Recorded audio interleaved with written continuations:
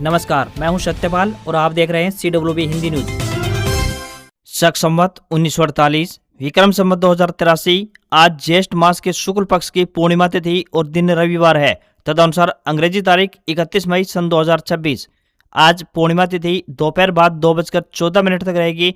उसके उपरांत प्रतिपदा तिथि यानी एकम तिथि प्रारंभ हो जाएगी। इसके अलावा आज विश्व तंबाकू निषेध दिवस है, यानी विश्व स्वास्थ्य संगठन यानी WHO द्वारा हर साल इस दिन लोगों को धूम्रपान और नशा छोड़ने के लिए प्रोत्साहित किया जाता है। सबसे पहले आज की सुर्खियां। हरियाणा के 9 जिलों में बारिश, 17 जगह तूफान को लेकर अलर्ट जारी हुआ तो 2 दिन में 4.7 डिग्री सेल्सियस लुढ़का तापमान, लू से मिली राहत। हरियाणा में बदलेंगे पटवार सर्किल, आबादी और काम के हिसाब से तय होंगे पटवारी क्षेत्र। यूजी में दाखिले के आवेदन का अंतिम दिन आज, 1 जून तक करेक्शन का मिलेगा मौका तो 10 को पहली मेरिट लिस्ट लगेगी। हरियाणा SSC का बड़ा फैसला, 5,500 पदों के लिए एब्सेंट विद्यार्थियों को मिला लास्ट चांस। जानेंगे 1 से 5 जून का पूरा शेड्यूल। पीक आवर्स में बचाएं बिजली, शाम के समय भारी उपकरणों के इस्तेमाल पर रोक की अपील। हिसार एयरपोर्ट से हवाई सेवाओं में होगा विस्तार, इन शहरों के लिए उड़ेंगे हवाई जहाज। 1 जून से शुरू होगा CBSE की 12वीं की उत्तर पुस्तिकाओं का सत्यापन व पुनर्मूल्यांकन। डिजी लॉकर पर उपलब्ध होगी scan answer sheet. Vinesh Phogat Asian games trial में हारी, बोली पूरे सिस्टम से लड़ी, वापसी करूंगी। NSE में फ्यूचर एंड ऑप्शन मार्केट की क्लोजिंग टाइमिंग 10 मिनट बढ़ी, 3 अगस्त से दोपहर 3:40 तक होगी ट्रेडिंग। भारत दुनिया की 5वीं सबसे बड़ी डिजिटल इकोनॉमी बना, जर्मनी, फ्रांस, जापान और कनाडा से आगे, AI इंडेक्स में चौथा स्थान।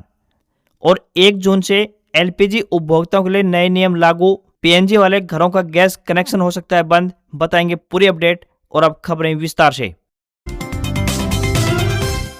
हरियाणा में शनिवार को भी अधिकतर जिलों में मौसम खराब रहा। सुबह से दोपहर तक 9 जिलों में आंधी के बाद बारिश हुई तो वहीं पंचकुला, फतेहाबाद, करनाल, पानीपत, हिसार, जींद, सोनीपत, सिरसा और फरीदाबाद में बारिश के बाद तापमान में गिरावट दर्ज की गई। उधर हिसार में बादल छाने से दिन में ही अंधेरा छा गया था और तेज आंधी के बाद बारिश हुई। सिरसा की रानिया, फतेहाबाद, दादरी, महेंद्रगढ़ में तेज हवाएं चली तो वहीं हरियाणा में पिछले 2 दिन से मौसम में बदलाव से तापमान में 4.7 डिग्री सेल्सियस तक की गिरावट दर्ज की गई है। बारिश का दौर खत्म होने के बाद हरियाणा में जून में तापमान एक बार फिर से बढ़ेगा। मौसम विभाग के अनुसार पूरे जून महीने में हीट वेव चल सकती है और तापमान 47 डिग्री या इससे भी ऊपर जा सकता है। हरियाणा में सिरसा और रोहतक में तापमान 46 डिग्री सेल्सियस या इससे ज्यादा दर्ज हो चुका है। मौसम वैज्ञानिकों के अनुसार इस बार दक्षिण पश्चिमी मानसून अंडमान में समय से पहले पहुंच गया था, लेकिन केरल के तट पर इसके आगे बढ़ने की रफ्तार थोड़ी धीमी दर्ज हुई है। वर्तमान मौसमी परिस्थितियों को देखते हुए अनुमान है कि उत्तर भारत और हरियाणा में प्री मानसून 22 जून से लेकर 25 जून के आसपास दस्तक दे सकता है। जून के तीसरे सप्ताह से राज्य में प्री मानसून की गतिविधियां तेज होने लगेंगी, जिससे हीटवेव पर लगाम लगेगी। हरियाणा में सरकार पटवार सर्किलों का रिस्ट्रक्चरिंग करेगी। इसको लेकर सरकार की ओर से भी जिलों के DC को ऑर्डर जारी किए गए हैं। इसके तहत अब रकबे के आधार पर नहीं बल्कि कार्यभार और आबादी के आधार पर पटवारी के क्षेत्र का निर्धारण होगा। अब तक पटवार सर्किलों का गठन मुख्य रूप से भूमि क्षेत्र के आधार पर होता रहा था। सरकार का कहना है कि तेजी से शहरीकरण, म्यूटेशन मामलों में वृद्धि, डिजिटल फसल सर्वे, डिजिटल भूमि रिकॉर्ड और अन्य प्रशासनिक कार्यों के कारण पटवारियों का कार्यभार काफी बढ़ गया है। इसलिए अब केवल जमीन के रकबे की बजाय कार्यभार आधारित मॉडल अपनाया जाएगा। सामान्यतः एक पटवार सर्किल में लगभग 2000 एकड़ कृषि योग्य भूमि होगी। स्थानीय परिस्थितियों के अनुसार यह सीमा 1500 से 2500 एकड़ तक हो सकती है। 2025 के नए हरियाणा आबादी देय अधिनियम को ध्यान में रखकर सर्किल बनाए जाएंगे। जिन क्षेत्रों में आबादी अधिक है और लोगों से संबंधित काम ज्यादा है तो वहां छोटे पटवार सर्किल बनाए जा सकते हैं। कई जिलों में नए पटवार सर्किल बनने या फिर मौजूदा सर्किलों के पुनर्गठन की संभावना भी है, जिससे अतिरिक्त पटवारी पदों की आवश्यकता भी पैदा हो सकती है।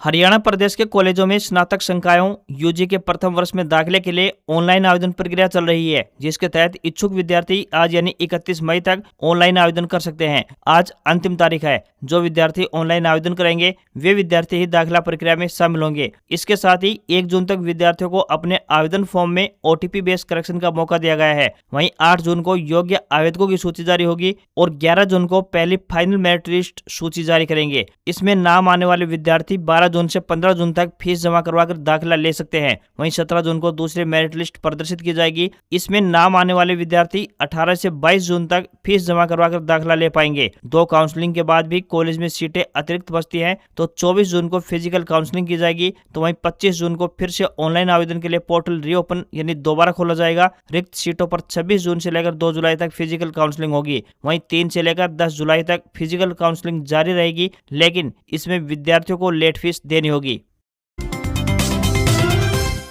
भारत मौसम विज्ञान विभाग यानी आईएमडी ने इस साल के मानसून का अनुमान घटाकर लॉन्ग पीरियड एवरेज यानी एलपीए का 90% कर दिया है। यानी देश में सामान्य से कम बारिश होने की आशंका बढ़ गई है। मौसम विभाग का कहना है कि इस साल 60% संभावना है कि मानसून कमजोर रह सकता है। ऐसे में देश की खेती और जल संसाधनों को लेकर चिंता बढ़ गई है, क्योंकि भारत की तकरीबन 52% खेती आज भी बारिश पर निर्भर है। विशेषज्ञों के मुताबिक प्रशांत महासागर में बनने वाले मौसमी स्थिति अल नीनो इस साल सक्रिय हो रही है। अमेरिका की मौसम एजेंसी नोवा का अनुमान है कि मई से जुलाई 2026 के बीच अल नीनो बनने की 82% संभावना है, जो सर्दियों तक बढ़कर 96% हो सकती है। वैज्ञानिकों को डर है कि यह सामान्यतः अल नीनो नहीं है, बल्कि काफी शक्तिशाली सुपर अल नीनो बन सकता है। इतिहास बताता है कि अल नीनो वाले करीब 60% सालों में भारत में सामान्य से कम बारिश हुई है। विशेषज्ञों का कहना है कि केवल कुल बारिश का आंकड़ा महत्वपूर्ण नहीं है, बल्कि बारिश का वितरण ज्यादा मायने रखता है। अगर कुछ इलाकों में ज्यादा और कुछ में बहुत कम बारिश हुई या लंबे समय तक बारिश रुकी रही तो खेती को भारी नुकसान पहुंच सकता है।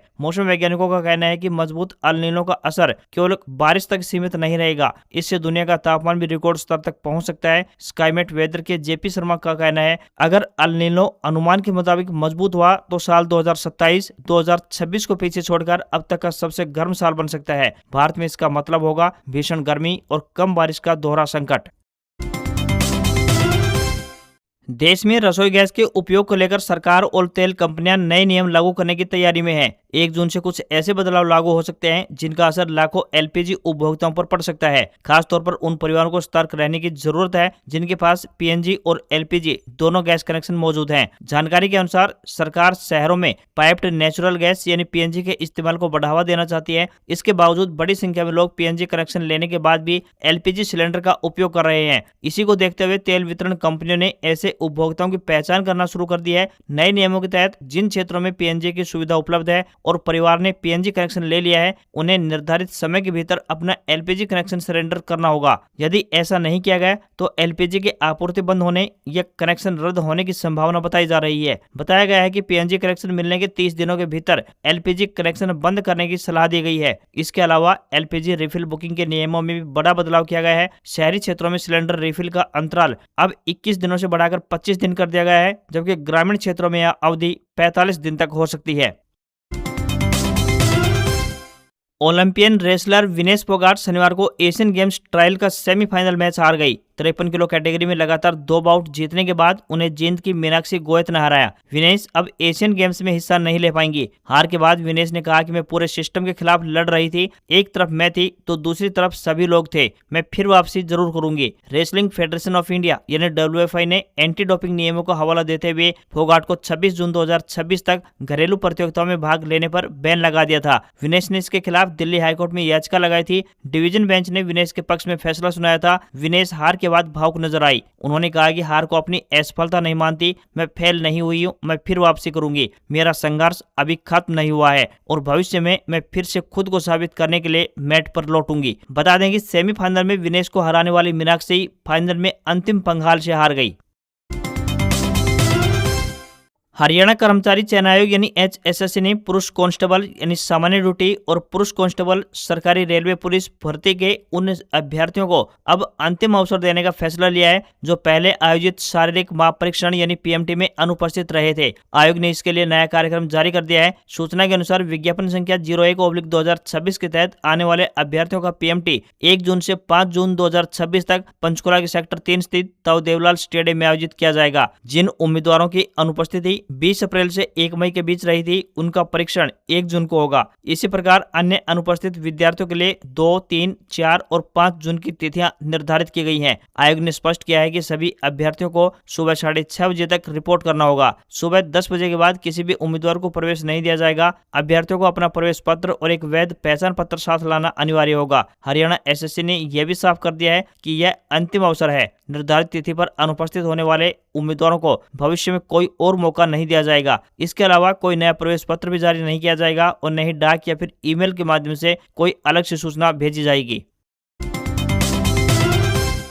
हरियाणा की ग्रामीण आबादी के लिए एक राहत भरी खबर सामने आई है। बता दें कि पिछले 1 महीने से चल रही ग्रामीण सफाई कर्मियों की हड़ताल खत्म हो गई है। प्रदेश सरकार के साथ पानीपत के पीडब्ल्यूडी रेस्ट हाउस में हुई एक बैठक में सफाई कर्मियों की 18 में से 17 मांगों पर सहमति जताई गई है। इसके बाद यूनियन ने हड़ताल को तुरंत प्रभाव से वापस ले लिया है। अब हर एक गाँव के प्रति 400 व्यक्तियों की आबादी पर एक सफाई कर्मचारी की नियुक्ति की जाएगी। इससे काम का बोझ कम होगा और नए लोगों के लिए रोजगार के भी अवसर पैदा होंगे। सीएम नायब सिंह सैनी द्वारा घोषित न्यूनतम वेतन को तुरंत प्रभाव से लागू करवाया जाएगा। कर्मचारियों का वर्दी भत्ता, धुलाई भत्ता और झाड़ू कस्सी जैसे उपकरण खरीदने के लिए भत्ते में बढ़ोतरी की जाएगी। वहीं ड्यूटी के दौरान दुर्घटना में मृत्यु होने पर मृतक के परिजनों को 50 लाख रुपए तक मुआवजा और एक पक्की सरकारी नौकरी भी दी जाएगी। सामान्य मृत्यु होने पर भी आश्रित को नौकरी मिलेगी। वहीं सेवाकाल पूरा होने के बाद रिटायरमेंट पर कर्मचारियों को एक मुश्त 10 लाख रुपए और ग्रेच्युटी का पूरा लाभ दिया जाएगा।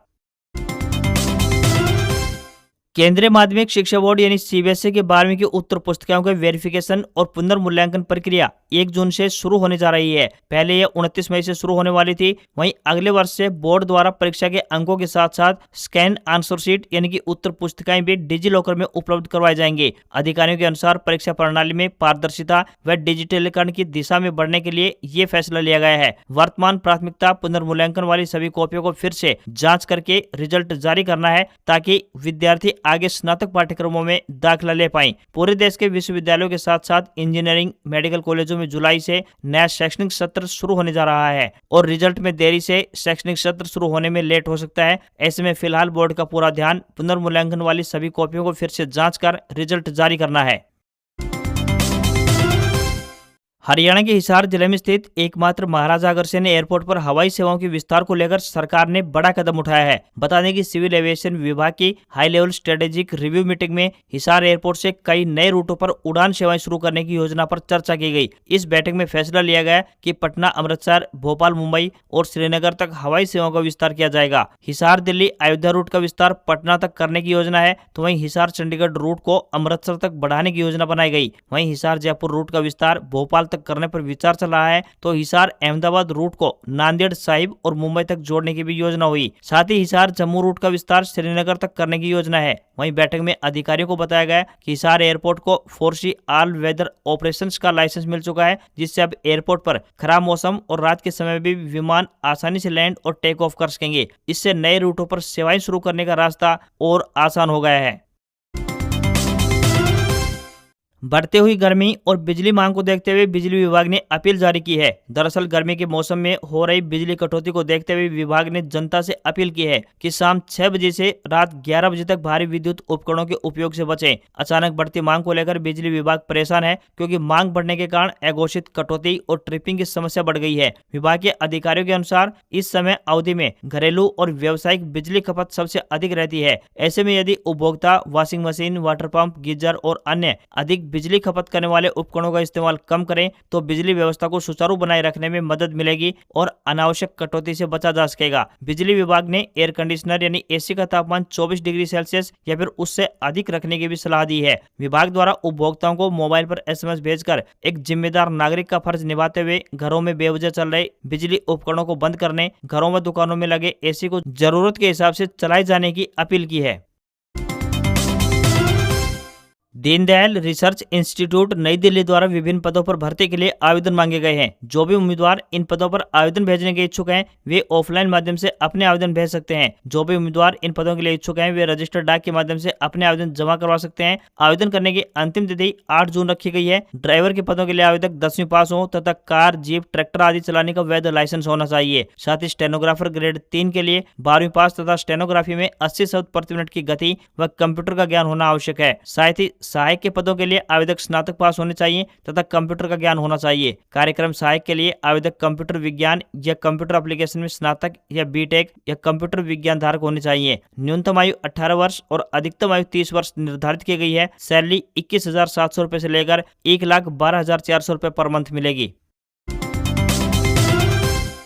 आईपीएल का फाइनल मैच आज यानी रविवार को रॉयल चैलेंजर्स बेंगलुरु और गुजरात टाइटंस के बीच अहमदाबाद में खेला जाएगा। मुकाबला शाम 7:30 बजे प्रारंभ होगा। नरेंद्र मोदी स्टेडियम में दोनों टीमों के पास दूसरी बार टाइटल जीतने का मौका है। बेंगलुरु ने पिछले साल अपना पहला खिताब जीता था, जबकि गुजरात 2022 में अपने पहले सीजन में चैंपियन बनी थी। बेंगलुरु के कप्तान रजत पाटीदार ने बेंगलुरु को लगातार दूसरी बार फाइनल में पहुंचाया। उन्होंने क्वालिफायर 1 में गुजरात के खिलाफ नाबाद 93 रन की पारी खेलकर बेंगलुरु को जीत दिलाई। वहीं गुजरात के कप्तान शुभमन गिल 2025 के प्लेऑफ में हार गए थे, लेकिन इस बार उन्होंने राजस्थान के खिलाफ शतक लगाया और अपनी टीम को फाइनल में पहुंचा दिया। सोने चांदी के दाम में इस हफ्ते गिरावट रही। India Boolean and jewellers association के अनुसार 10 ग्राम 24 कैरेट सोने का दाम 1654 रुपए गिरकर 1,56,000 प्रति 10 ग्राम के स्तर पर पहुंच गया। इससे पहले बीते हफ्ते यानी 23 मई को 1,58,000 रुपए पर था। वहीं चांदी 2,66,000 रुपए प्रति किलोग्राम से गिरकर 2,63,000 प्रति किलोग्राम पहुंच गई है, यानी इसकी कीमत 2,650 रुपए प्रति केजी कम हुई है। वहीं 22 कैरेट सोने का दाम 1,43,320 रुपए प्रति 10 ग्राम और 18 कैरेट सोने का दाम 1,17,347 रुपए प्रति 10 ग्राम के स्तर पर पहुंच गया है। सोने में इस साल की शुरुआत में तेजी दिखी थी, लेकिन पिछले कुछ हफ्तों में मुनाफा वसूली और वैश्विक कारणों से इसमें गिरावट दर्ज की गई है। चांदी में सोने के मुकाबले ज्यादा उतार चढ़ाव देखने को मिला है। वह अपने ऑल टाइम हाई से काफी नीचे आई है। आमतौर पर जंग के माहौल में सोने व चांदी के दाम बढ़ते हैं, लेकिन इस बार स्थिति थोड़ी अलग है। हमेशा ब्यूरो ऑफ इंडियन स्टैंडर्ड यानी BIS का हॉलमार्क लगा हुआ सर्टिफाइड गोल्ड ही खरीदें। ये नंबर अल्फा न्यूमेरिक हो सकता है। हॉलमार्किंग से पता चलता है कि सोना कितने कैरेट का है। सोने का सही वजन और खरीदने के लिए उस दिन उसकी कीमत कई सोर्सेज से क्रॉस चेक अवश्य करें। नेशनल स्टॉक एक्सचेंज यानी NSE ने इक्विटी डेरिवेटिव्स यानी future and options F&O segment के लिए नॉर्मल मार्केट क्लोजिंग टाइमिंग को 10 मिनट बढ़ाने का फैसला लिया है। 3 अगस्त से यह मार्केट दोपहर 3:30 के बजाय 3:40 पर बंद होगा। NSE के शुक्रवार को जारी सर्कुलेशन के अनुसार इक्विटी डेरिवेटिव्स कॉन्ट्रैक्ट्स के लिए नॉर्मल मार्केट क्लोजिंग टाइम को अब 3:40 तक आगे बढ़ा दिया गया है। ऐसा इसलिए किया गया है ताकि डेरिवेटिव्स मार्केट के कामकाज को कैश सेगमेंट से शुरू किए गए नए क्लोजिंग ऑक्शन मैकेनिज्म के साथ अलाइन किया जा सके। एक्सचेंज ने बताया कि इसके अलावा अन्य सेशन टाइमिंग्स जैसे कि प्री ओपन सेशन और ट्रेड मॉडिफिकेशन विंडो में कोई बदलाव नहीं होगा। आज खबरों में इतना ही। देखते रहिए आपका अपना हरियाणा का सबसे बेहतरीन news channel CWB Hindi news. नमस्कार। इसी आशा के साथ आपका दिन शुभ रहे।